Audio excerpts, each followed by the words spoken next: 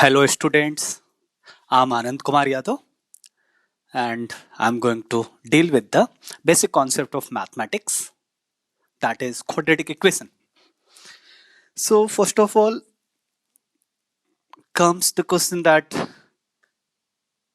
what is the use of quadratic? देखो, हर एक topic का कुछ अपना एक यूज होता है, हर एक चीज को कैसे यूटिलाइज करना है वो पहला क्वेश्चन होता है। तो आपके दिमाग में भी आ रहा होगा कहाँ यूज करते हैं क्वाड्रेटिक इक्वेशन। वैलिड है, बिल्कुल वैलिड क्वेश्चन है।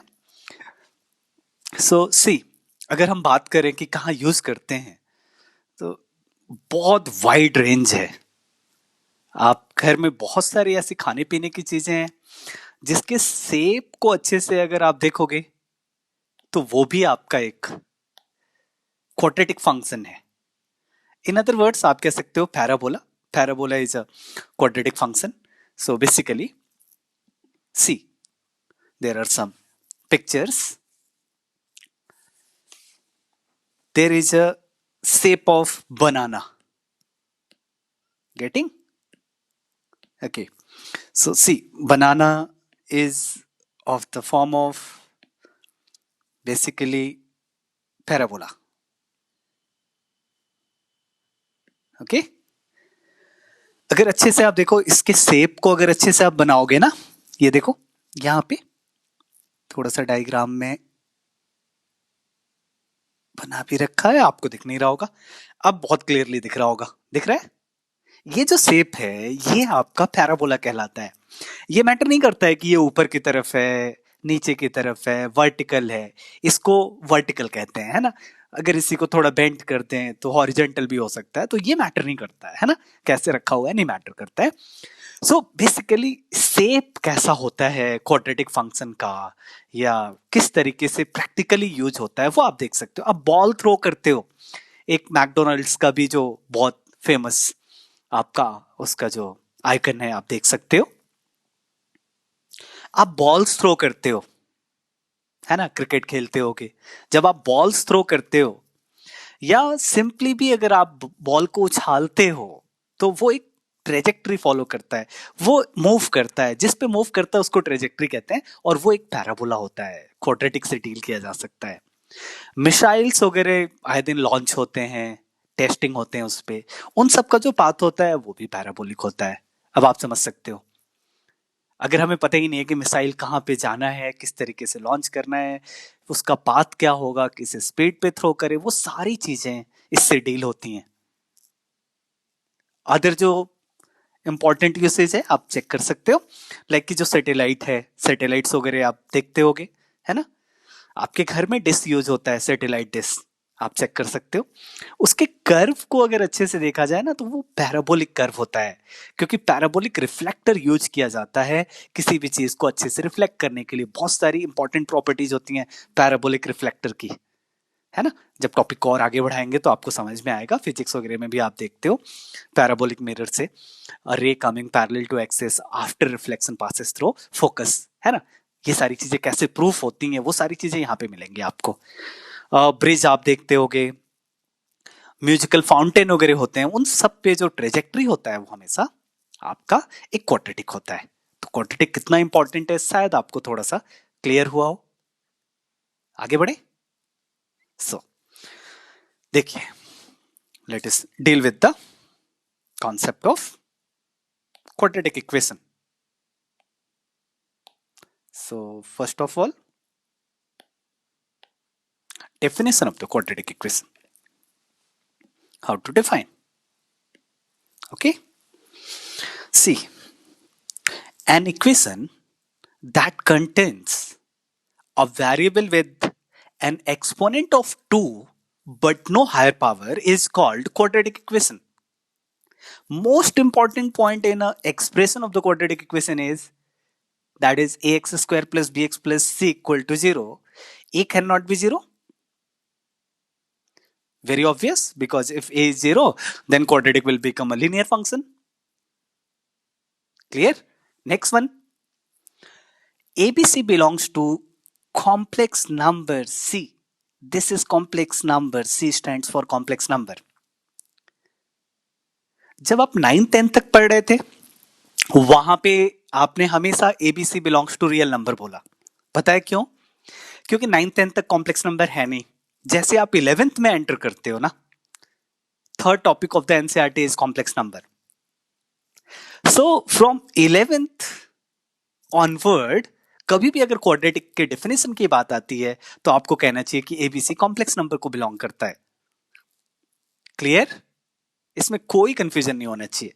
मैक्सिमम बुक्स इस बात को मिस कर जाती हैं, क्योंकि 9th 10th के पॉइंट ऑफ व्यू से इसको रियल नंबर कहना चाहिए। और भी ज्यादा क्लियरिटी के लिए इसको मैं दो पार्ट में डिवाइड कर रहा हूं कि quadratic equation can be divided into two different parts. You can see first quadratic equation with, that is quadratic equation with real coefficients, fine, where abc belongs to r and a cannot be 0. And second type is quadratic equation with complex coefficient, where abc belongs to complex number, capital C, that is the complex number. Clear? Now अब आते हैं कि solution of the quadratic equation कैसे करें, कैसे solve करें किसी quadratic equation को। सो क्वाड्रेटिक इक्वेशन को सॉल्व करने के लिए सबसे फेमस फॉर्मूला आपके पास है, और वो फॉर्मूला होता है क्वाड्रेटिक फॉर्मूला। क्वाड्रेटिक फॉर्मूले का क्रेडिट श्रीधराचार्य को भी जाता है। तो बहुत सारे इंडियन राइटर्स इस चीज को श्रीधराचार्य मेथड भी कहते हैं, because mathematician Shridhara, his name was Shridhara, introduces the formula in year 1025. So after that Acharya was added. So Sridharacharya was his name basically, and he is famous for this quadratic formula. So सबसे पहला thought आपके दिमाग में आ रहा होगा कि ये formula बना कैसे, है ना, आया कहां से, इस फॉर्मूले का प्रूफ क्या होगा, कैसे निकाला होगा उन्होंने। तो चलो मैं आपको दिखाता हूं कैसे प्रूफ किया जा सकता है इसको। देखिए, सो आपने वैसे पढ़ा हुआ है कि कैसे क्वाड्रेटिक को सॉल्व करते हैं। एक perfect square, making perfect square का कॉन्सेप्ट रहता है। देखो, अगर ए आप कॉमन लोगे तो क्या आएगा, x square plus b by a x plus c by a equal to 0। कोई डाउट है इसमें? नहीं। सो आगे देखिए, x square plus b by 2a x, divide the leading coefficient of x by 2, that is b by 2a. So now add b by 2a का square and subtract b by 2a का square for making perfect square. So now given expression comes out as x plus b by 2a का square minus b square minus 4ac divided by 4a square. Clear? So next point is कि x plus b by 2a square can be written as b square minus 4ac upon 4a square, because a is non-zero. So we can take a to the right side. Now comes x equal to, that is minus b by 2a plus minus b square minus 4ac divided by 2a. This is the formula, which is known as quadratic formula or Sridharacharya formula. So clear है आपको proof? आगे बढ़े। अब focus करते हैं कि इसके दो रूट्स आ रहे हैं। ये तो क्लियर हो गया, क्योंकि x के दो डिफरेंट वैल्यू जा रहे हैं। अगर दो डिफरेंट वैल्यू जा रहे हैं तो आप ये भी कह सकते हो कि कोई भी क्वाड्रेटिक इक्वेशन है तो उसके मैक्सिमम दो रूट्स हो सकते हैं। Let us say roots of the equations are alpha and beta. Clear? So if alpha beta are the roots of the equation, then we can say that alpha equal to minus b plus minus b square minus 4ac. So sum of the roots will be alpha plus beta equal to minus b by a, and difference of the roots is c, square root of b square minus 4ac upon mod of a. Clear? So product of the roots will be alpha into beta, that is c upon a. इसके proof की कोई जरूरत नहीं है. देखो ये alpha है, ये बीटा है, दोनों को आप ऐड कर दो, है ना, दोनों को आप ऐड कर दो. जैसे आप ऐड करोगे ना, देखो जैसे आप ऐड करोगे alpha plus beta equal to minus b by 2a आ जाएगा. क्लियर? मैं आपको लिख के दिखाता हूं. देखिए alpha equal to minus B plus b square minus 4ac upon 2a, और बीटा इक्वल टू आपने क्या लिया हुआ है, minus b square minus 4ac upon 2a. दोनों को ऐड कर दो तो अल्फा प्लस बीटा कितना आ गया, माइनस बी बाई ए. और दोनों को अगर आप सब्ट्रैक्ट कर दोगे तो देखो क्या आ रहा है, B square minus 4ac upon, वैसे तो ये आएगा लेकिन आपने मॉड अप्लाई किया हुआ है ना, स्क्वायर रूट तो हमेशा पॉजिटिव रहता है तो यहां पे मॉड अप्लाई करना चाहिए.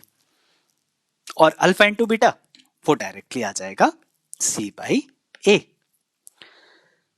चलो मैं कुछ क्वेश्चंस आपको सॉल्व करके दिखाता हूं जो बेसिकली सिर्फ alpha plus beta, alpha into beta और अल्फा माइनस बीटा से कनेक्टेड होते हैं. Fine. So let us frame some questions. Find value of alpha square plus beta square for the given quadratic equation 2x square plus 3x minus 5 equal to 0. So without finding alpha and beta we can find alpha square plus beta square. एक तो तरीका है कि आप alpha beta calculate कर लो, solve कर लो, and दूसरा तरीका कि विदाउट सॉल्विंग. देखो अल्फा प्लस बीटा कितना होगा यहाँ पे, -3/2. अल्फा इंटू बीटा कितना होगा यहाँ पे, 5/2. Clear? So alpha square plus beta square equal to alpha plus beta का square -2 alpha beta. Alpha plus beta equal to 9/4 minus -2 into that is 5/2. So you can say 9/4 plus 5, that is 29/4. Without finding the roots, you can find the alpha square plus beta square. Clear? By using the sum of the roots and product of the roots. Back to the point. Now, see. Next concept is how to use the difference of the roots. I'm going to frame a question. Now attempt it. There is a question on the top. If alpha beta are the roots of the equation, है ना, alpha beta are the roots of the equation. Alpha beta are roots of the equation, and alpha plus delta beta plus delta are the roots of the equation for some constant. Then prove that. पढ़ लिया आपने? अब देखो पूरा पढ़ने के बाद main point क्या होता है कि किस तरीके से अप्रोच करें, है ना. कुछ भी आप कोई भी फॉर्मूला अप्लाई करते रहोगे तो कोई मीनिंग नहीं है. सबसे बेसिक क्लू क्या है, देखो फर्स्ट के लिए अगर आप देखोगे तो डिफरेंस ऑफ द रूट्स क्या कहलाएगा, अल्फा माइनस बीटा. और सेकंड जो इक्वेशन है उसके रूट्स का डिफरेंस अगर निकालोगे तो वो भी अल्फा माइनस बीटा आ रहा है.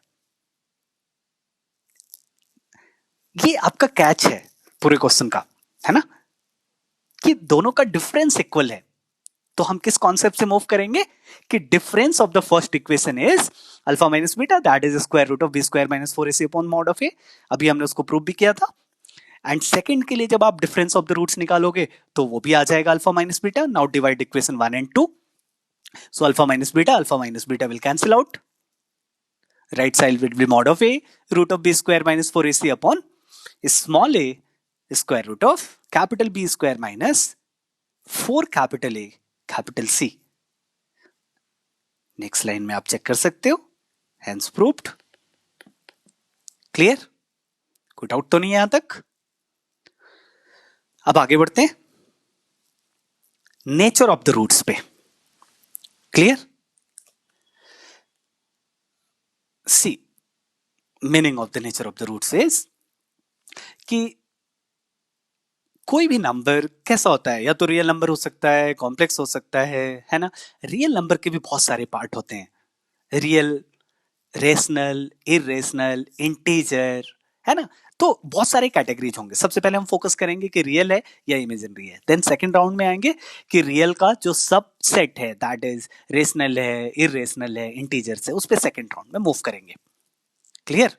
तो अब देखिए, capital D is B square minus 4ac, तो यहां पे डी को हम यूज करेंगे नेचर ऑफ द रूट्स के लिए। If D is greater than zero, roots of the equation will be real and distinct. If d is 0, roots of the equation are real and equal. And if d is negative, then roots are imaginary. See, अगर imaginary है तो उस case में आप basically ऐसा कह सकते हो कि जो टर्म आयोटा है वो यूज करना पड़ेगा। थोड़ा और एक्सप्लेन करता हूं मैं आपको meaning of the iota. See, X square equal to -1, अगर यहां से हम कैलकुलेट करें तो x का तो कोई वैल्यू नहीं दिख रहा है। इसको वेल डिफाइंड करने के लिए मैथ में यूज किया जाता है term iota, read as iota. Clear? आप आई कह सकते हो। तो यहां पे एक टर्म यूज करेंगे हम लोग, i equal to square root of -1। ये वो पहला टर्म है जो नेगेटिव नंबर को वेल डिफाइंड कर रहा होता है स्क्वायर रूट में भी। तो यहां से देखो, आई स्क्वायर इक्वल टू -1 आ गया। देखो, कॉम्प्लेक्स नंबर पूरा नहीं पढ़ना है आपको, है ना? वो आपका अलग टॉपिक है ही है, उस पर जब आएंगे तो उस पर बात भी करेंगे।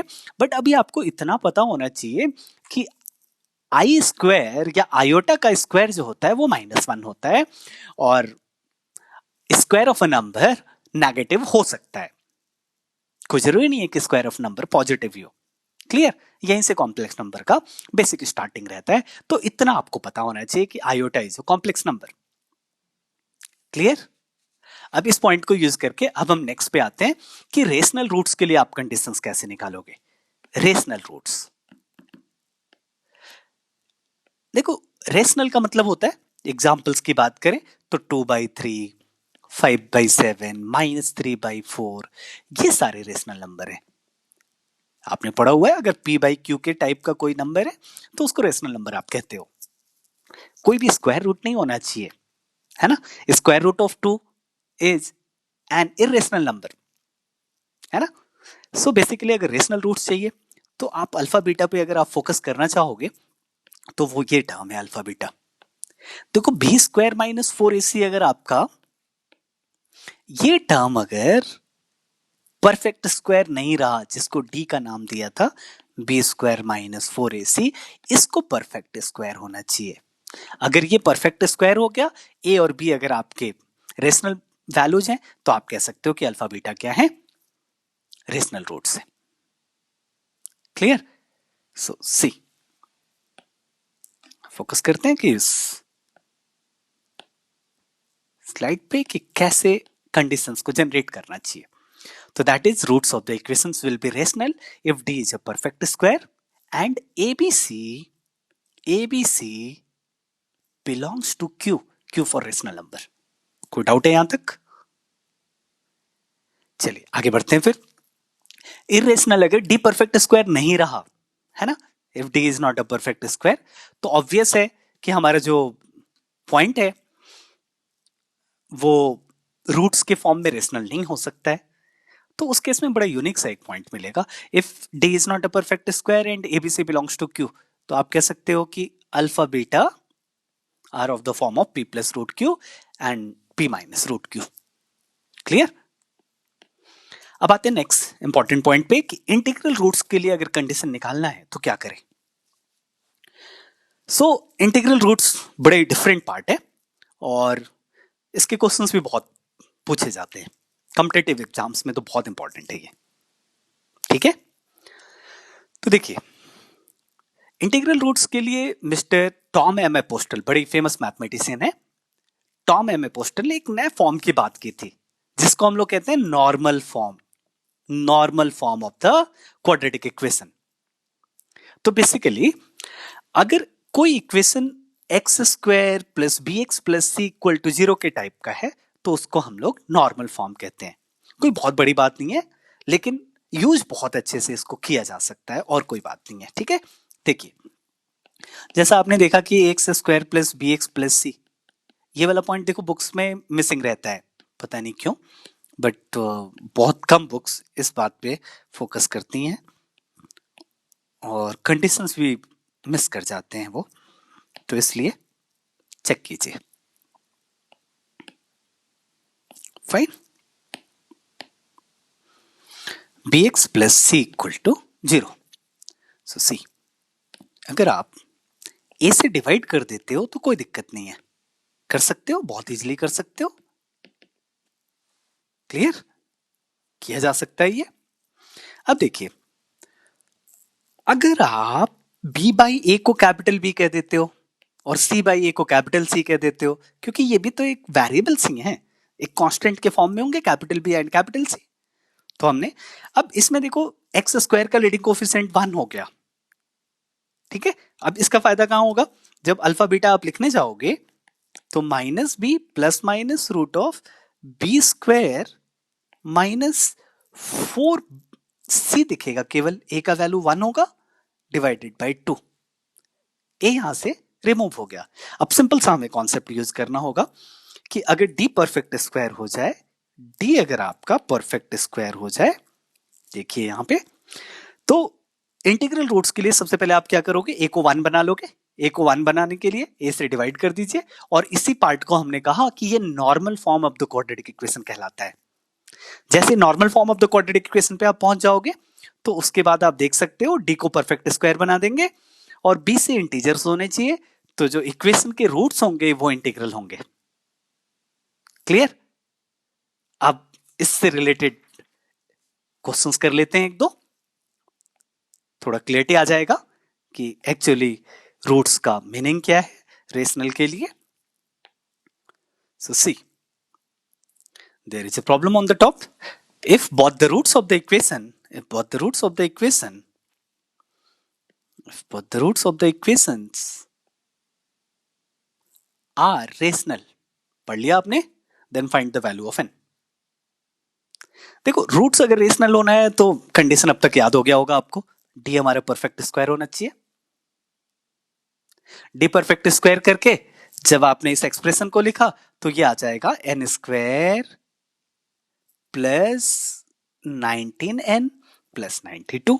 इसको परफेक्ट स्क्वायर करना है तो हमने एम स्क्वायर कंसीडर कर लिया। ये क्वाड्रेटिक है, क्वाड्रेटिक के अगर रूट्स आपको अगेन इंटीजर नहीं हुए तो m का वैल्यू इंटीजर नहीं हो सकता है, मतलब यहां से हमें दोबारा n का क्वाड्रेटिक मान के और इसको दोबारा हमने k स्क्वायर कंसीडर कर लिया। जैसे हमने k स्क्वायर लिया तो यहां से आप देख सकते हो ये एक इक्वेशन फॉर्म हो जाएगा 2m plus k 2m minus k। Clear है यहां तक? अब देखो दोनों को ऐड कर दीजिए तो k विल कैंसिल आउट, तो m का वैल्यू सिंपली यहां से आ गया 2, m का वैल्यू 2 आ गया, इसको उठा के वहां पे रख दीजिए। अब दोबारा आपके पास n का वैल्यू आ गया, तो आपके पास n के लिए दो वैल्यूज आ गए, -8 एंड -11। तो there are two values of n for which given quadratic equation can have rational roots। Clear? अब नेक्स्ट पॉइंट पे आते हैं।